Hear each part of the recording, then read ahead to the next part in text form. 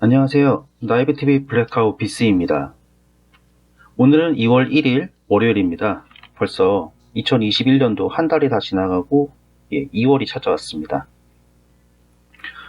네, 오늘 저희가 전해드릴 내용은요.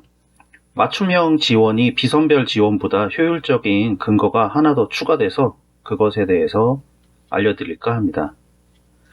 알려드리기 앞서서 한계 소비 성향이라는 것이 있는데요. 한계 소비 성향이라는 것을 잠깐 간단하게 설명하고 이제 본문으로 넘어가도록 하겠습니다.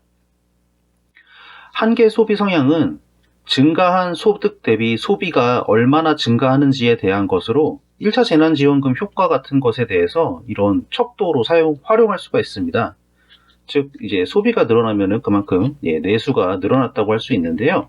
이제 정부가 이제 투입한 재정 대비 이제 내수가 얼마나 증가했는지 그런 것을 이제 한계 소비 성향이라는 것을 통해서 우리가 짐작을 할 수가 있습니다. 작년 이제 1차 재난지원금처럼 상품권의 형태로 지급된 소비 지원 방법의 한계 소비 성향은 대체로 0.3 정도로 알려져 있습니다. 바꿔 말하면은 10만원이 주어졌을 때 개인의 소비는 원래 소비에서 3만원 정도 늘어난다는 의미가 됩니다. 작년에 이재명 지사나 최백은 교수가 문제 삼았던 KDI의 1차 긴급재난지원금 정책의 효과와 시사점에서는 8개 카드사 매출액 분석을 통해서 카드사의 매출액이 약 4조 원 늘어났다고 했고, 이 매출액을 시민들의 소비액수로 연결을 하면은 정부가 지급한 1차 긴급재난지원금 약 14조 3천억 원 대비 4조 원으로 한계 소비 성향은 0.3에 가까운 값으로 이제 이전에 이루어졌던 연구 결과들과 비슷하다고 할 수 있습니다. 반면에 이제 경기도는 10만 원을 받고 18만 원을 썼다는 그런 발표를 했는데요. 이것을 한계 소비 성향으로 환산하면 0.8이라는 값이 나옵니다. 즉 기존 연구 결과의 2배 이상 나오는 큰 숫자가 됩니다. 그래서 지난 에피소드에서 이제 제가 KDI와 이 경기도의 분석 결과를 비교를 해드렸는데요. 경기도에서는 이제 재난지원금이 지급되지 않았을 때 소비가 2019년 대비 줄어들었을 것이라는 전제에 의해서 재난지원금 지급 효과를 추정했는데요. 그래서 그에 따라서 이것은 이제 2020년 소비를 예상 소비를 작게 평가하면은 그러면은 이 재난지원금 지급 효과가 과대평가될 가능성이 있습니다. 그래서 이제 저는 KDI의 분석 결과가 더 잘 나온 분석 결과라고 말씀을 드렸었는데요. 이를 좀 뒷받침할 수 있는 추가적인 연구 결과가 또 나왔습니다. 지난 1월 26일에 보도된 시사인의 선별 지급이 맞고 이번에는 가능하다라는 제목의 기사에서는 여기서 이제 인용된 내용을 보면 이 대통령 직속 소득주도 성장 특별위원회가 있습니다. 이 소득주도 성장 특별위원회의 의뢰로 통계청 가계동향 조사를 이용해서 한양대의 강창희 교수 그리고 고려대의 이우진 교수가 분석한 결과에 따르면 이 1차 긴급재난지원금에 의해서 총 소득은 19.5% 정도 증가했고 이에 따른 소비 지출은 8.5% 증가했다고 합니다. 이 결과에서 계산된 이제 한계 소비 성향은 0.436으로 수정된다고 합니다. 네, 이제 기존에 알려진 0.3보다는 다소 큰 수치가 나왔습니다. 이 내용을 조금 더 자세하게 확인해 보려고 제가 유튜브 검색을 통해서 이 유튜브에 소득주도 성장 특별위원회 채널이 있습니다. 거기서 이제 작년 10월 8일에 열렸던 토론회가 있는데요. 그 토론회 제목은 코로나19 경제위기와 한국 경제의 진로라는 토론회였습니다. 여기서 그 고려대 이우진 교수가 발표를 했는데요. 거기에 그 시사인에서 인용한 내용이 나옵니다. 그래서 그것을 참고를 했고요. 이 발표 내용을 보면은 이 0.436이라는 한계 소비 성향 추정치는 2019년 1, 2분기 그 다음에 2020년 1, 2분기를 이제 이종차분법이라는 방법을 통해서 분석을 했고요.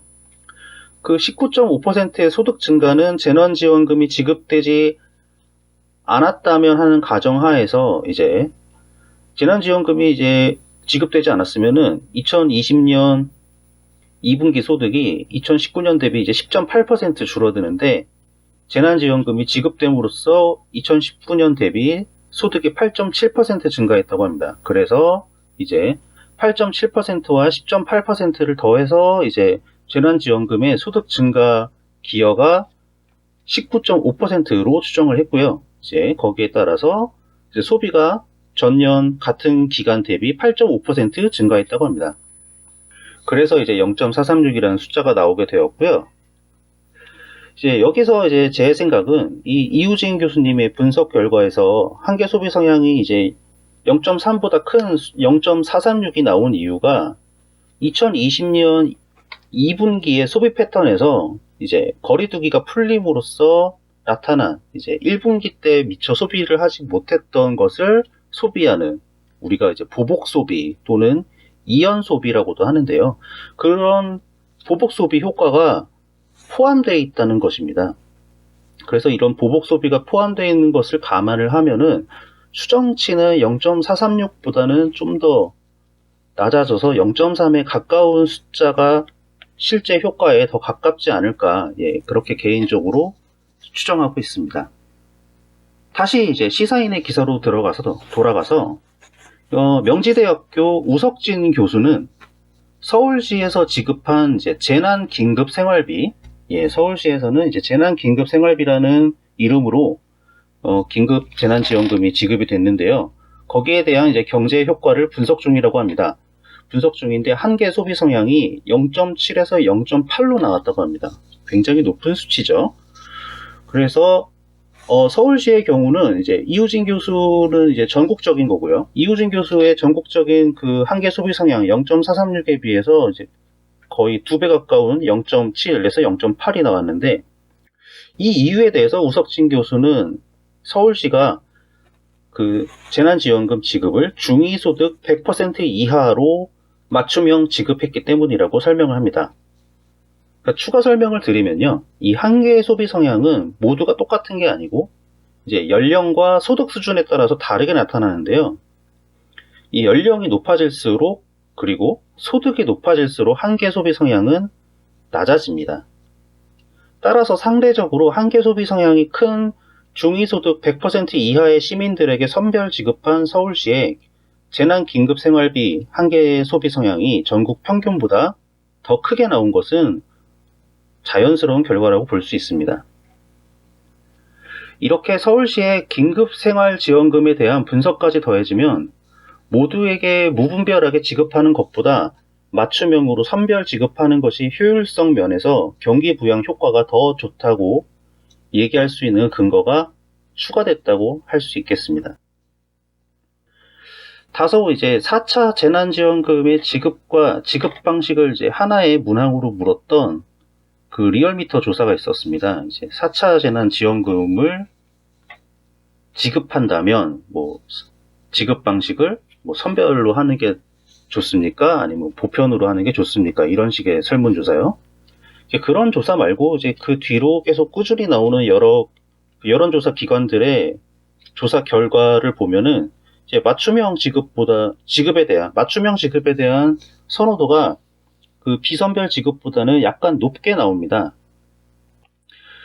이제 이와 비슷한 내용이 이제 시사인의 이 기사에서도 이제 인용한 결과가 하나 있는데요. 상당히 흥미롭습니다. 이제 서울시가 사단법인 정치발전소에 의뢰한 연구 용역 보고서에 나오는 내용인데요. 월소득에 따른 재난지원금 지급 방향에 대한 선호도 조사입니다.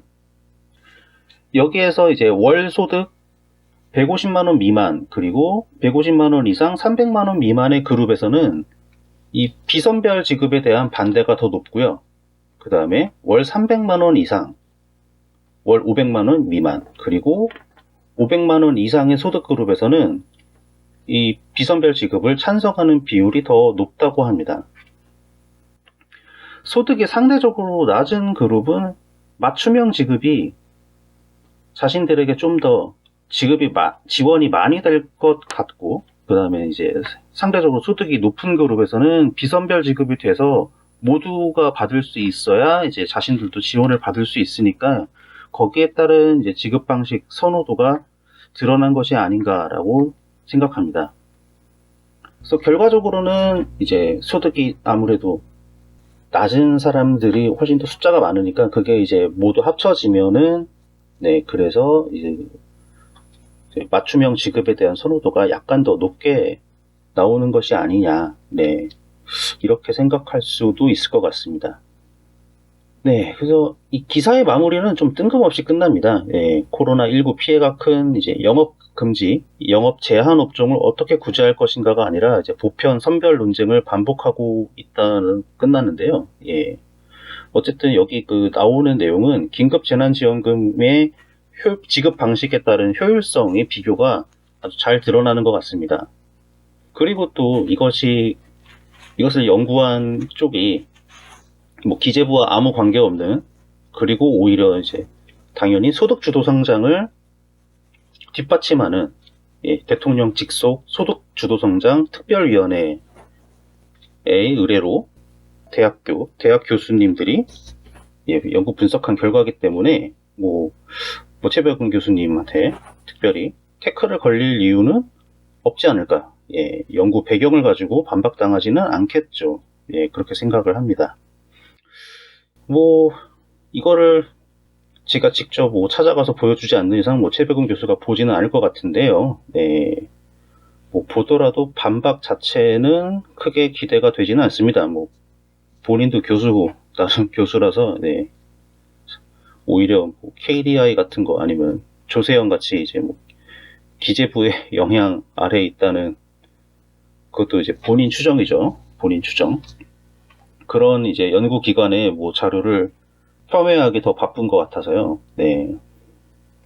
어쨌든 자신의 생각과 이 분석 상황이 맞지는 않죠. 어떻게 이제 경기도의 그런 황당한 숫자를 옳다고 생각할 수가 있는지 말입니다.